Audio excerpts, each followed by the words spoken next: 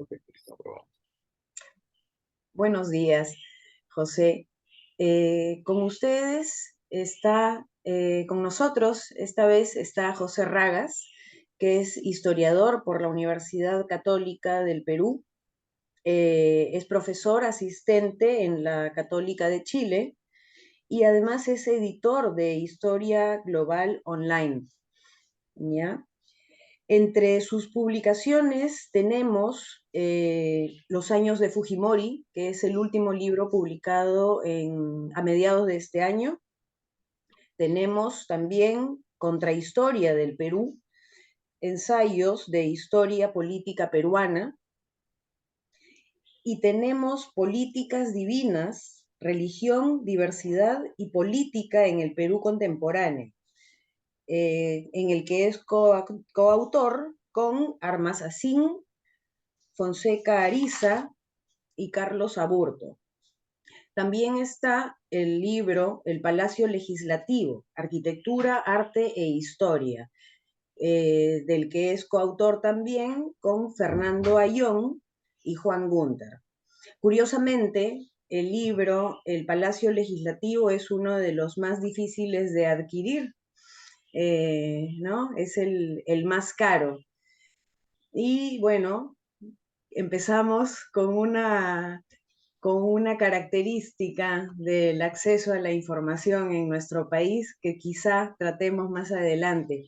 Pero el tema de hoy por el que he invitado a José es por la coyuntura política, la convulsión social que hay actualmente en el Perú, y como ciudadana interesada en hallar vías de solución al proceso en el que estamos, es que en esta ocasión estoy invitando a un historiador y ya no a politólogos o sociólogos, porque me parece que se necesita ver al sujeto histórico, ¿no? Y ya no tanto al sujeto social o al sujeto político. De hecho, la intención de esta entrevista es encontrar al sujeto histórico de esos otros dos sujetos, ¿no? El sujeto actual es político y es social, pero tiene una historia.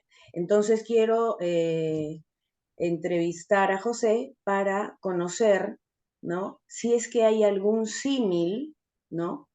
Entre el momento actual y nuestra historia peruana o de otros lados de América. Bienvenido, José. Muchas gracias por estar aquí. Ana, y muchas gracias por la invitación. Es un gusto conversar desde Santiago de Chile contigo y con quienes nos están escuchando. Gracias. Entonces, quiero iniciar preguntándote si es que encontramos algún símil en la historia del Perú o de América que tenga relación con el momento actual. Bueno, sí, en función de lo que decías, es cierto. A veces digamos, los historiadores hemos estado un poco alejados de la coyuntura, de la escena, digamos, pública, y esto creo que ha ido cambiando en los últimos años también. Creo también que en ese sentido el análisis, digamos, del pasado puede ser importante también, no para establecer cosas, esencialismos y tampoco, digamos, curiosidades, sino más bien para justamente ver las crisis como son fenómenos que no surgen de un momento a otro, que no surgen porque a alguien se le ocurrió, sino que están relacionados con factores estructurales y de mediana y larga duración, ¿no? En ese sentido, Perú, como sabemos, ha sido bastante fértil lamentablemente en crisis estructurales también en los últimos 200 años que hemos conmemorado el año pasado.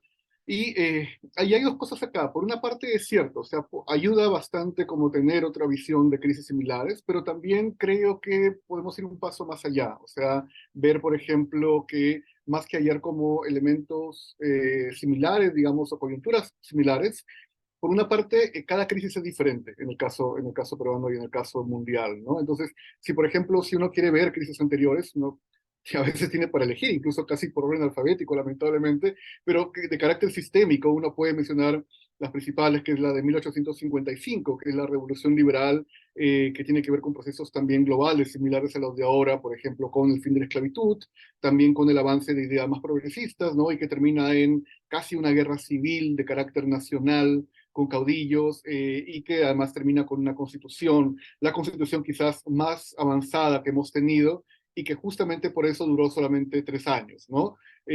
Ahora, crisis también similares en el sentido de la que pasó en la Gran Depresión de 1931, ¿no? Donde, digamos, un fenómeno global también terminó impacto acá en el país a nivel de, por ejemplo, con Leguía, ¿no? Que termina queriendo fugar por casos de corrupción también, con una reelección también bastante manipulada. Sube un caudillo militar y con un partido de masas de carácter fascista, como va a ser Sánchez Cerro, y también eso, de alguna forma, termina en una constitución, pero que no termina la crisis ahí, ¿no? Porque Sánchez Cerro es asesinado por un miembro del Partido Aprista, entonces la crisis continúa todavía por varios años más.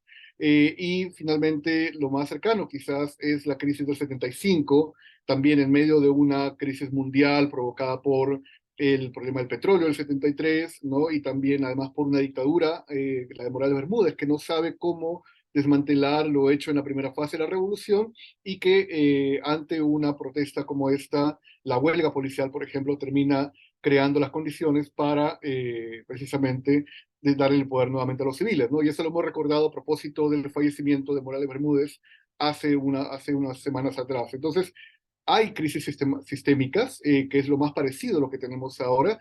Lo diferente creo que en este caso es que la protesta ahora está viniendo desde las regiones, y en muchos casos siempre las protestas venían desde la capital, que es donde tenían un desenlace mucho más rápido y más efectivo. Ahora en este caso están viniendo de las regiones, lo cual está permitiendo tener lamentablemente una suerte de disociación, y iban básicamente vincularlas como si fueran asusadores, como si fueran terroristas, o tratar de aislar las protestas para deslegitimarlas y quitarles efectivamente una agenda, ¿no? Pero esto además, y esa creo que es una cuestión que tenemos los historiadores, es que las cuestiones vinculadas con coyuntura nos importan, pero sobre todo las cuestiones de una duración más amplia. Y entonces, ¿ya qué es más importante preguntarse?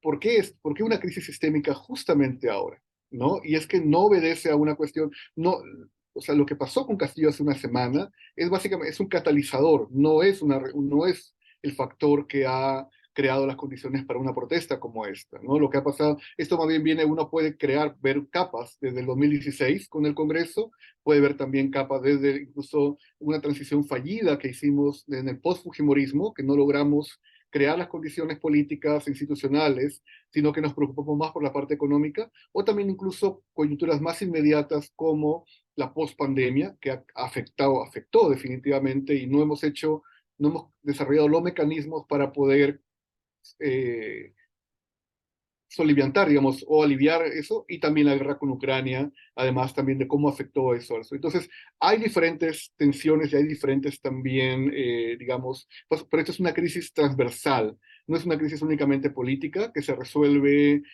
básicamente con un decreto de emergencia, no que se resuelve reprimiendo, sino es algo que es mucho más profundo y que lamentablemente no se va a resolver ni siquiera con adelanto de elecciones. Ok, entonces, tratando de hallar al sujeto Ujú. histórico, y remitiéndome a estos momentos que indicas, ¿no? El 55, el 29, el 75, el 2001, el 2021, 2016, ¿no? ¿Cómo se configuraría, qué caracterizaría a ese sujeto histórico activo, ¿no? Sea de Lima o sea desde las regiones? Ahora se siente más la cuestión desde las regiones, pero cuál es el símil ahora entre ambos sujetos, ¿no? El sujeto histórico y el sujeto de otros lares. Sí.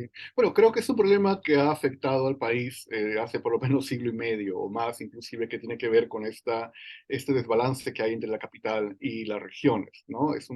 Digamos, y es algo que también ha afectado a otros países de América Latina, que han tendido a ser más centralistas, pero que de alguna manera también han buscado compensar eso con una efectiva representación territorial o incluso a nivel también de, digamos, de cuotas de poder.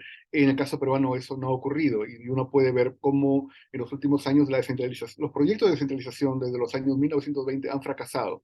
Básicamente hemos terminado llamando regiones a los departamentos que ya existían, ¿no? Porque hemos sido incapaces de plantear justamente dinámicas que respondan a procesos más reales a lo que se atraviesa en el interior que efectivamente a demarcaciones que ya existían o básicamente o hechas de otra manera. Y eso también tiene que ver, por ejemplo, con procesos de representación. O sea, si uno mira desde los años 2000 en adelante, ha habido una serie de problemas a nivel regional, sobre todo, por ejemplo, con los gobiernos regionales, ¿no? La poca ejecución del presupuesto, muchas veces también la desafección entre los partidos regionales y la población, y el hecho de no haber respondido a urgencias tan importantes como, por ejemplo, el COVID o la última de fertilizantes, o incluso más antes que esa, ¿no?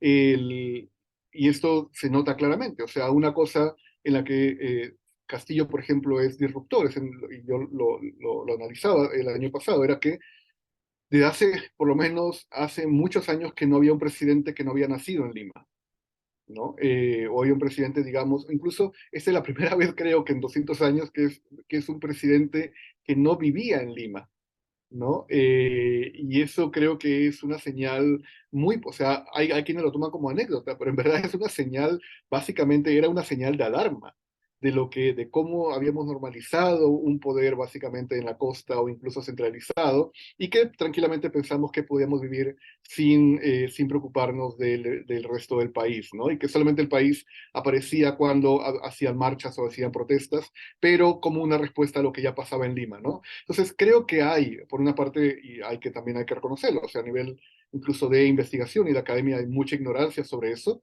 Creo que nos hemos concentrado en nichos específicos, ¿no? Hemos sido muy conformistas y no hemos intentado ver. Y eso es un problema que se puede replicar desde la academia hasta los medios de comunicación, hasta la clase política, ¿no? Entonces, por una parte, digamos, creo que el principal problema que tiene que ver con el país es esta brecha, pero está básicamente ya casi divorcio entre lo que es el gobierno central y una concentración territorial como es la capital, frente a lo que han sido el entendimiento de regiones, que además cuando habla de regiones se piensa que es como una cosa monolítica y en verdad hay dinámicas regionales propias, ¿no? Entonces, creo que por ahí me parece que es un pecado, creo, ya original que hemos tenido en el país y que en ese momento básicamente estamos viendo las consecuencias de eso.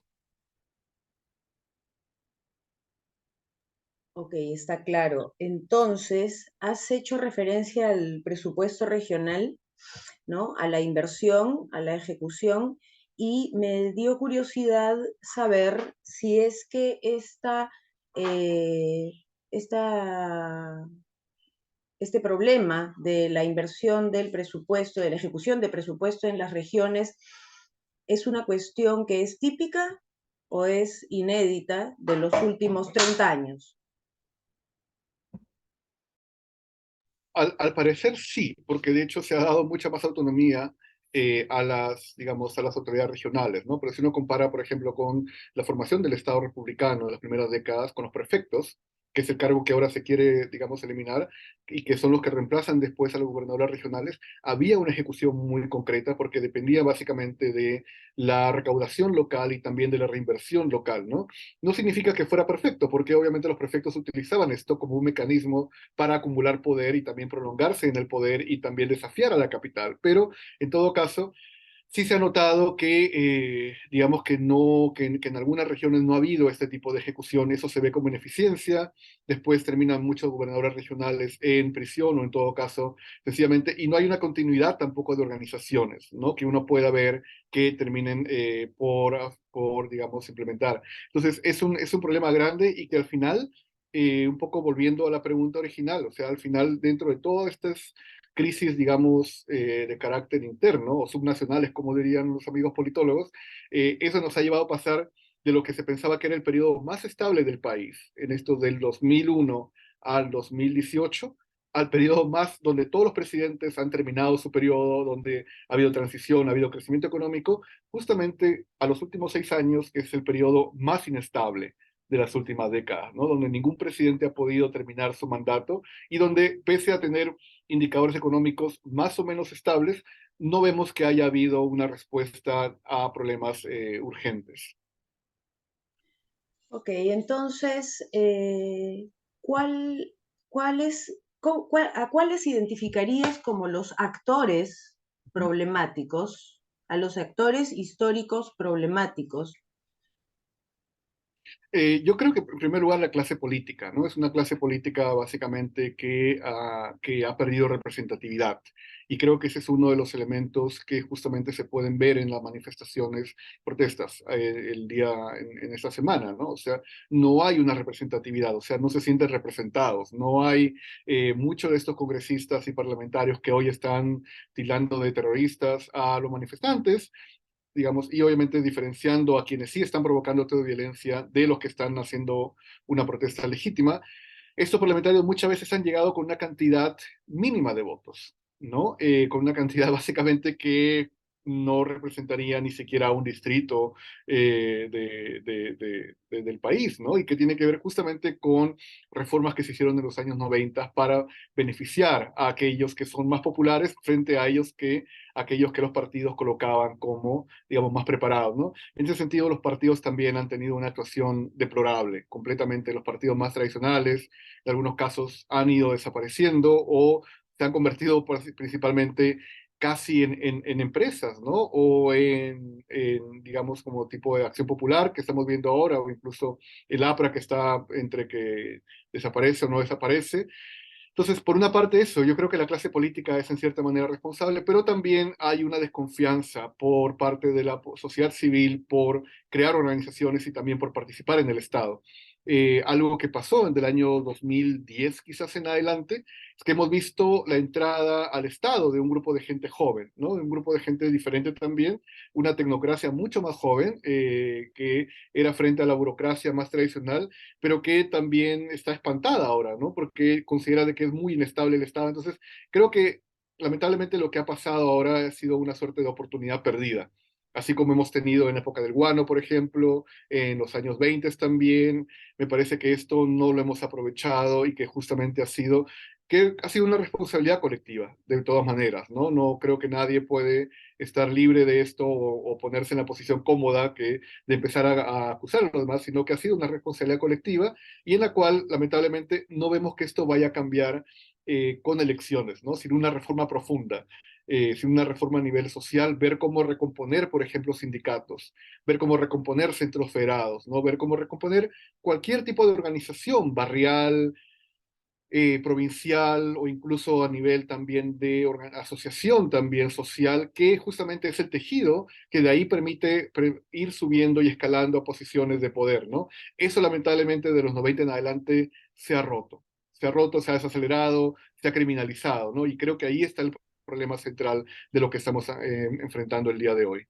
Y dime una cosa, ¿en algún momento el peruano común, ha estado representado en la historia del Perú? Yo creo que sí, yo creo que ha tenido definitivamente representantes que han llegado y no solamente no se basa únicamente en que lleguen de determinado lugar, sino que de cómo los parlamentarios han tenido, por ejemplo, un espectro social mucho más amplio, ¿no? Y eso precisamente los partidos en su momento ayudaron a que haya sectores que no estaban representados, tipo artesanos, tipo obreros, tipo maestros, por ejemplo, ¿no? Tipo diferentes gremios, incluso y después mujeres que no es tanto la cuestión de que venga de determinado lugar o no, no es solamente una cuestión de representación territorial, tiene que ver con el espectro social que hace que las personas se identifiquen justamente con los parlamentarios, también con el Ejecutivo, pero también con la clase política y con el Estado en general, ¿no? Y eso lamentablemente se ha ido perdiendo en los últimos años, ¿no? Ha habido más bien un intento de colocar más bien a lobistas o a políticos tradicionales antes que abrir esto a, digamos, sectores que antes habían estado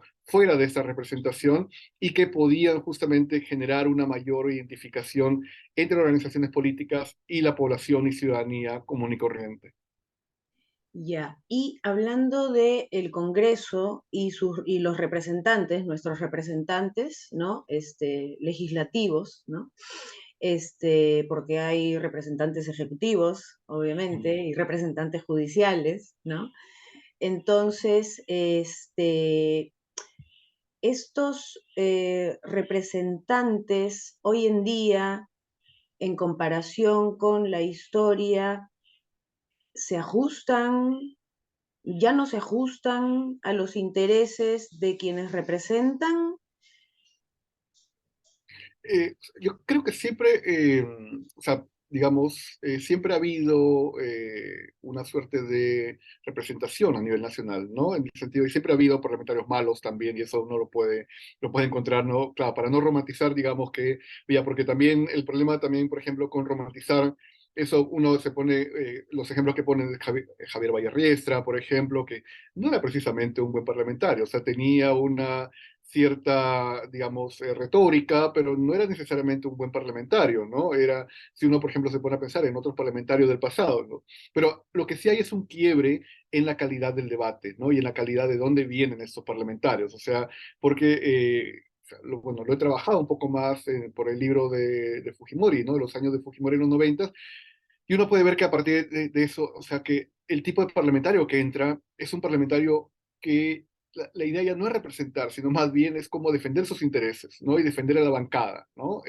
Uno, por ejemplo, puede ver en el dirigente González, no me acuerdo el nombre ahorita, pero el dirigente de la U, ¿no? Que entró también con el Fujimorismo, por ejemplo, puede ver a Marta Chávez, puede ver también, digamos, a todo ese grupo, que era una bancada muy identificable y que básicamente no había una preocupación por la cuestión de las leyes, sino era cómo darle impunidad a los que habían cometido delitos, también cómo proteger al entorno presidencial y también cómo asegurarse la siguiente reelección, ¿no? Entonces, y uno puede ver también que hay peleas, obviamente, en los años 80 entre parlamentarios, y esto también porque se crea una narrativa en la cual sí, con el Senado las cosas eran mejores, ¿no? Con el Senado definitivamente esto no hubiera pasado, que es lo que quieren algunos, Mari Carmen Alba, para volver a la bicameralidad, y no es una cuestión, uno puede tener dos cámaras, puede tener cuatro cámaras que no existen, no importa el número de cámaras, si en verdad la materia prima de eso no es adecuada, si no tienes gente en los partidos que puedan efectivamente dar la ponderación y la calidad de debate que se necesita para precisamente tener dos cámaras, ¿no? Hay quienes dicen que el problema es unicameral. No es una cuestión, creo yo, de la estructura, es una cuestión del filtro que están haciendo los partidos para poder meter a su gente, ¿no? Y hemos visto que esos filtros sencillamente no han funcionado. Hay excepciones notables en el Congreso, definitivamente, y hay gente que sí está muy comprometida y que está buscando representar y está buscando dar soluciones, pero no es la mayoría, ¿no? Y hemos visto que lamentablemente es justamente los que tienen más voz y más presencia en el Congreso y que son los que han dado soluciones más descabelladas, ¿no? Desde, no voy a decir Montoya, no voy a decir Cabero, ¿no? Pero digamos, son los que han tenido una actuación mucho más lamentable y que sencillamente no tienen idea de lo que está pasando en el resto del país. Ya, y me vas hablando y voy recordando, obviamente, la historia y voy viendo este tránsito entre militarismo y civilismo, ¿no? Ujú. Entonces, se supone, ¿no?, que el civil es el sujeto social y político, ¿no?, de la ciudad, no el militar. Por lo tanto, entonces, en el Estado tiene que haber representantes civiles, no militares. Sin embargo, nuevamente estamos, me parece, transitando del civilismo al militarismo, pero sin uniforme, lo que no importa mucho porque el discurso es más fuerte, ¿no? ¿Qué tan importante y por qué es tan importante el discurso militar en el Perú?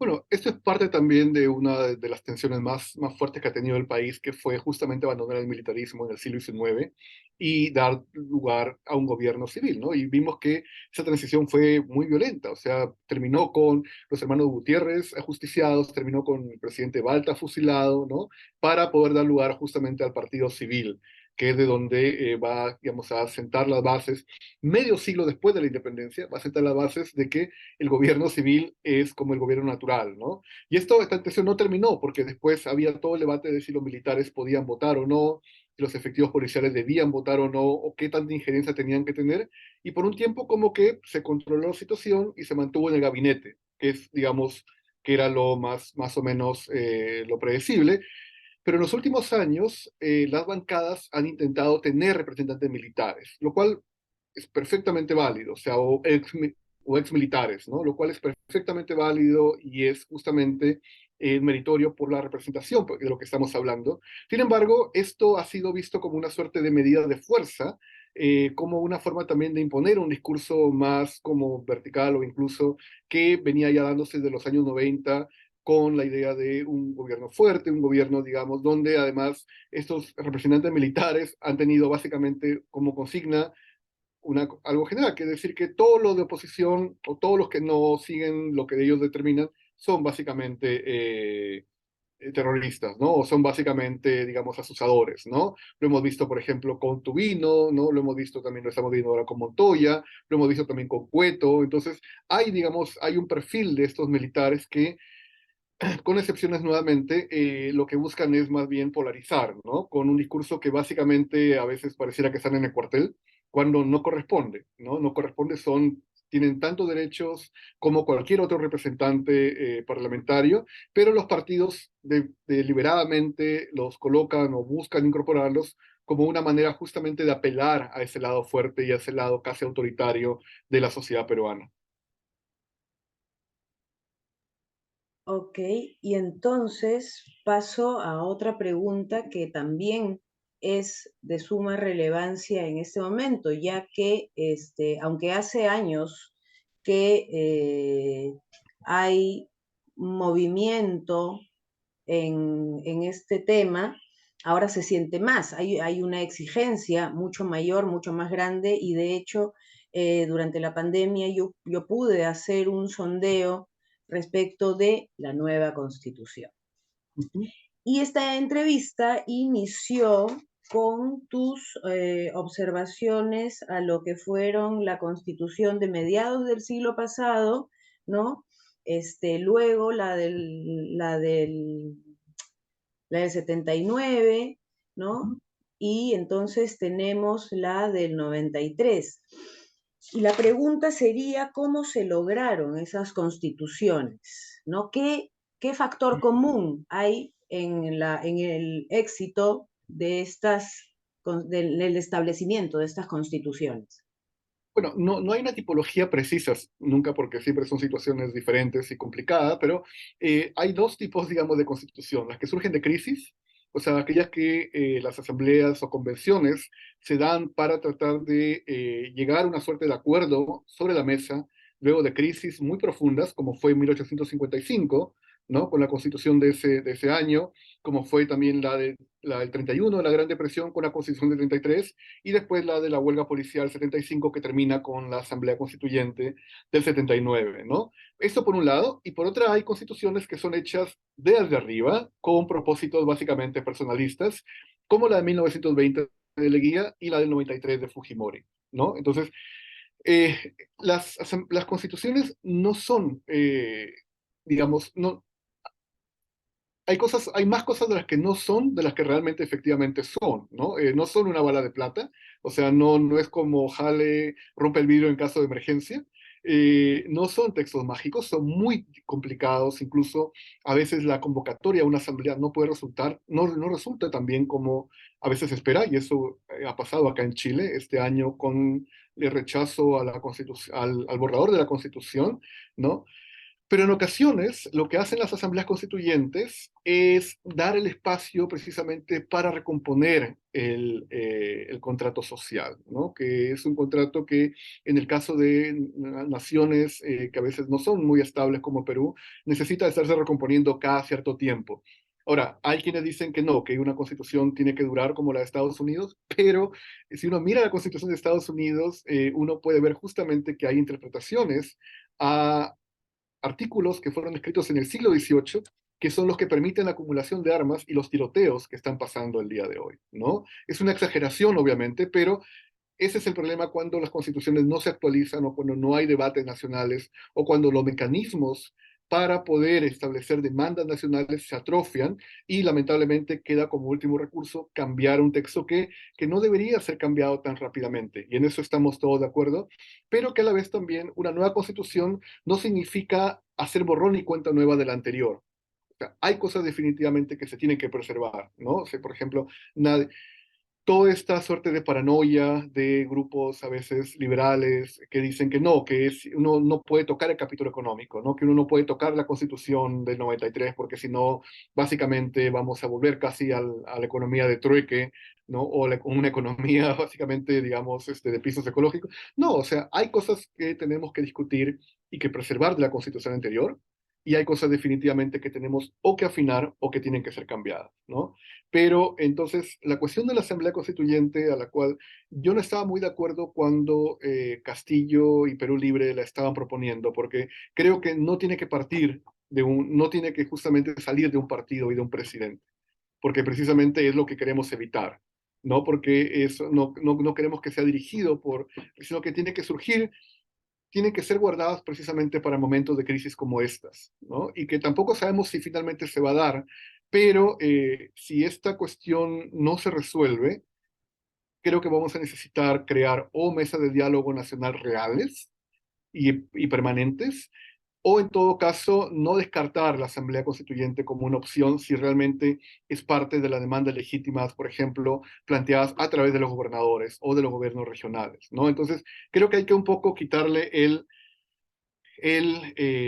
como el miedo a una asamblea constituyente, ¿ya? Y también, pero en todo caso, también hacer las reformas necesarias para que si se llega a ese punto, que sea una carta que realmente refleje unas necesidades concretas y también para los siguientes años y las siguientes décadas.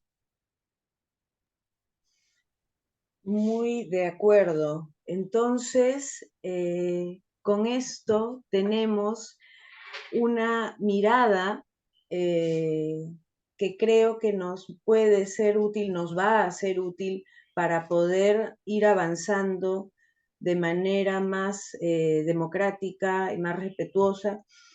Yo espero que esta entrevista llegue a mucha gente que quiere pensar su país, ¿m? que, que quiere confiar en sus congéneres, ¿no? Y que se tome la mejor decisión, ¿no? Sin dejar de mirar el pasado y sus consecuencias.